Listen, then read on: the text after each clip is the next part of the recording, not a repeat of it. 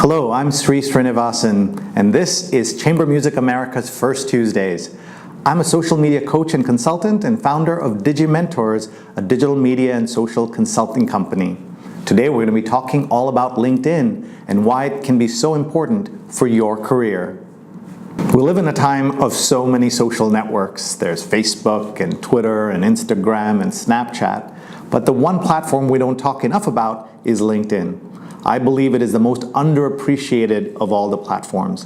LinkedIn is a platform that has 500 million people who are on it, but very few of them are using it the way they could and they should. There's so much potential in LinkedIn because of its professional nature, because it's a platform of your peers. It's a platform for people who want to get to know you and want to work with you, perhaps.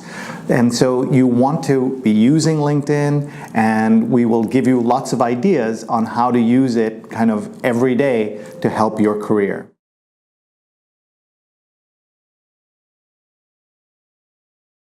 I believe that LinkedIn can especially be useful for people in the creative arts, and especially the kind of work that you do as musicians, because it is a platform where many of the people who you want to reach are. At the same time, there are also opportunities to learn about job openings and also opportunities to learn about movement within different places you might like to work. And you can keep track where people are coming from, where they're going, and that'll help you think about your career in a new way using social media. Most of us think of social media as just a place for fun, but if you use LinkedIn properly, it can be a place for career management, and that's what we want to talk about today. The reason that many people don't use a LinkedIn properly is because they think of it as a job hunting tool, which it is, but it's really a career management tool. And you may feel like a lot of your friends who are musicians are not on LinkedIn, but the people who make decisions about musicians are on LinkedIn. The people who plan events and people who fund programs, those are the kind of people who are on LinkedIn already, and this is a chance for you to connect and reach out to them. Interestingly, the fact that not all musicians are on it is a good thing in a way, because that means the musicians who do use LinkedIn properly can stand out in a way that it might be harder if it was filled with musicians.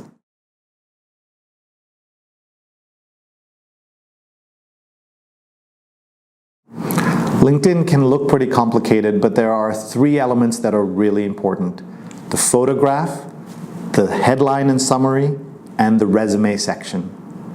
Let's start with the photograph. A recent, recognizable photo of you is really important. It doesn't have to be a headshot, but the more professional it looks, the more it will help you stand out in the LinkedIn crowd. That's the photograph. Then let's talk about the headline and summary. The headline is where you can articulate what is important about you. What is your current status, or you can talk about your aspiration as a musician. You can describe your talent or your instrument. You can do all of that, but you have to do it very tight because it's a headline. Right after the headline is the summary. And the summary, you can have several paragraphs that you control. Unlike a resume, which has to be in reverse chronological order, and everything has to be documented as a fact. When you're in the summary section, you can be a little more aspirational. You can describe who you are. You can control that narrative about who you are and what message you're trying to get across. And that's why the summary is important. And finally, the resume section. It's a classic kind of resume section that you know from your paper resumes, but there you can have your job experience as well as your education and your volunteer efforts that you have done. And all of that helps paint a better picture of who you are when people are trying to learn about you. Since most people don't use LinkedIn properly, they are always asking, what can they do better? I think the way to use LinkedIn properly is to make sure you flesh out your LinkedIn by putting in more information, going deeper into all the details that are worth sharing with the world, and also keeping it up to date. Many people think of LinkedIn as they do their resume, that they update it once every 6 months or a year even. But you should be thinking of it as not a static website, but a place that is kind of a living document. So you can do things like update it when something interesting happens in your work. You can also use it to share things about the kind of work you're doing. So if there is an article about you or a review, you can post that in there. And you can also use it to share what you're reading.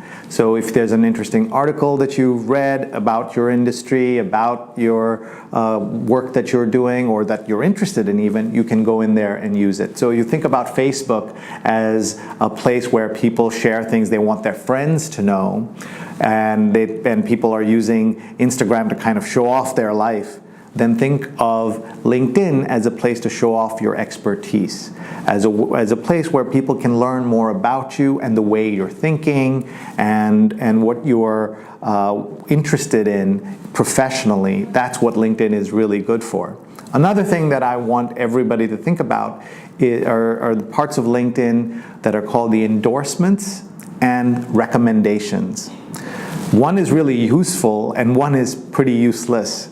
So the endorsements, I find, are not so useful, because what they are is they may say that you put in as a skill something that you are comfortable with, but it's not necessarily the thing you're most proud of, and then random people kind of give you an endorsement for it. It's almost automated in a very unprofessional way.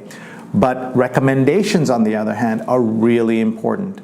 Almost any time someone says, hey, good job on this, then you say, thanks, could you put that on LinkedIn for me? You want to get into the habit of getting these kind of real-time, almost real-time LinkedIn recommendations. Recommendations can be several paragraphs, and they can describe you and your work so that someone who is looking at you and your work can see this recommendation and set of recommendations from different people. And again, it provides a full picture of who you are.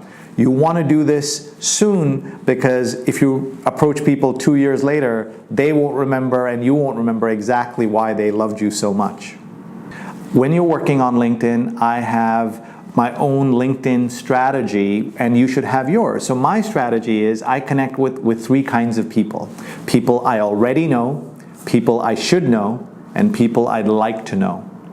People I already know, people I'd like to know, and people I should know. All of this is about adding people to your network and making your network strong so that it can be there for you when you need it. The other problem is that people wait for LinkedIn when they suddenly need it. They wait till they've lost their job or they're about to graduate from a program, and it's almost too late then, because you don't know the etiquette, you don't know the exact language, you don't know the tools, and therefore you'll come across looking a little desperate. And desperation does not work on LinkedIn, just the way it doesn't work on any of the dating platforms. You have to be part of the system. You have to look like you belong. And that's why using it on a regular basis will help you not look desperate when you absolutely need it.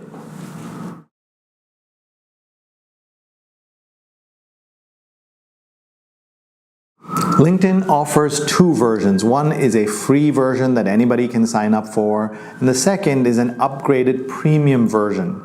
And people always ask me, is it worth getting the paid version? The pricing can vary. It could be about $25, $30 a month to more, depending on how you'd want to use it. And my answer is always that it depends on how you would use it. Where are you in your career? Are you actively looking for a job? Are you actively trying to make connections? Are you trying to reach people? Then it makes sense to use the paid version.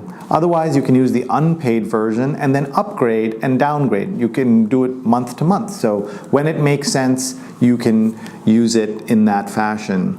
I believe that one of the best parts of the paid version of LinkedIn is what's called InMail, which allows you to reach many people who are alerted that you are sending a private message to them. And many people who work in various industries use that kind of in-mail as a filter because they can be reached by anybody, could write to them, but they treat the special in-mail messages differently. And it's a way for them to say that this person who's writing to me is a serious person and someone I might want to connect with. Doesn't mean they'll answer you, but there's a better chance your email and your message will be read if it's in the in-mail system.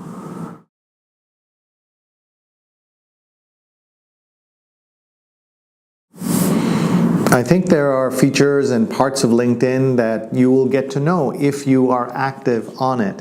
You can use LinkedIn, for example, as kind of a blog where you can post articles that you've written yourself.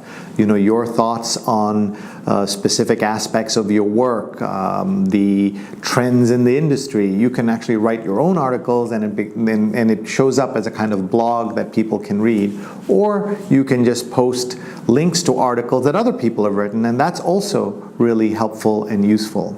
We mentioned the importance of getting recommendations, but I also want to make a plug for giving recommendations. Be the kind of person who gets into the habit of when someone does something nice, give them a recommendation on LinkedIn. It's first of all good for your karma, but it's also good because it gets you thinking about LinkedIn in this way. And I'm not saying that you want to say to somebody, I'll give you a LinkedIn recommendation, you give me one back. I call those back scratch recommendations that typically people can tell if you've done that. But just get in the habit of giving some, getting some, and treating your LinkedIn as a way where people can learn much more about you than they would see in a regular resume. Thanks for watching. For more on what I do, check out digimentors.group and @Sree on Twitter.